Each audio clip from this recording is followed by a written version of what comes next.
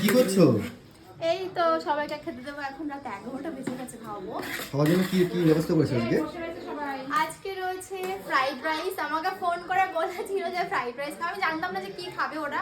তো আমি কল করেছিলাম, জিজ্ঞাসা করেছিলাম যে কে কি খাওয়া বলো। তারপর বলেছিল যে ফ্রাইড রাইস খাবো আমরা, আলুর দম। তো সেটাই করেছি, ফ্রাইড রাইস, আলুর দম, চাটনি, পাঁপড়, পায়েস আর মিষ্টি।